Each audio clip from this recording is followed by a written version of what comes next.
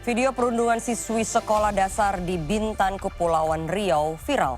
Para pelaku yang berjumlah 10 orang menganiaya korban hingga terkapar.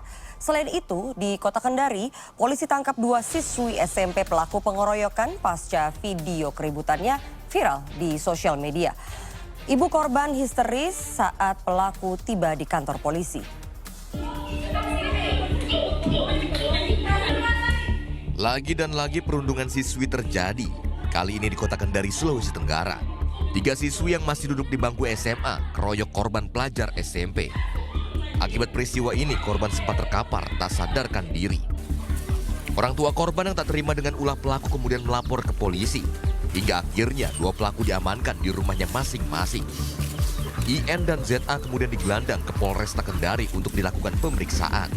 Sementara 1 pelaku lainnya, DE, masih dalam pengejaran petugas.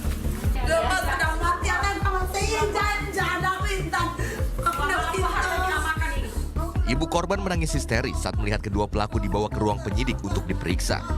Ibu korban tak menyangka kedua pelaku tega menganiaya anaknya hingga tak sadarkan diri. Kasus penganiayaan ini dipicu hanya karena masalah sepele.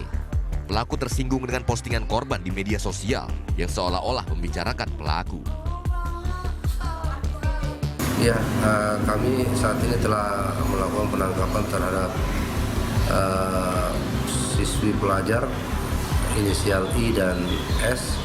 Sementara yang inisial D ini kita lagi melakukan pencarian. Mudah-mudahan hari ini juga dapat kita amankan. Untuk mempertanggungjawabkan perbuatannya, kedua pelaku dijerat pasal tentang perlindungan anak dengan ancaman 6 tahun penjara.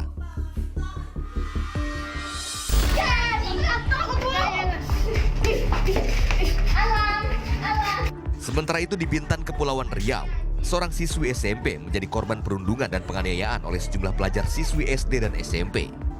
Berdasarkan rekaman video yang beredar luas di media sosial, pelaku memukul dan menendang korban hingga berkali-kali di sebuah rumah kosong di kilometer 20 Kelurahan Gunung Lengkuas, Kecamatan Bintan Timur. Usai viral di media sosial, polisi pun melakukan penyelidikan dan mengamankan 10 orang diduga pelaku perundungan.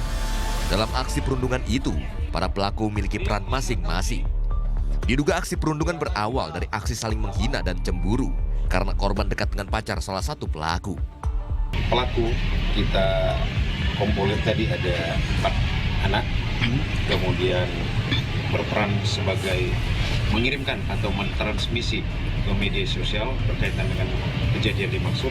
Ada 3 orang anak juga, gender wanita, kemudian selaku yang berperan memvideokan ada 3 juga, 3 anak. Nah, ada 3 orang saksi yang berada di tempat yang perannya hanya menyaksikan kejadian dimaksud.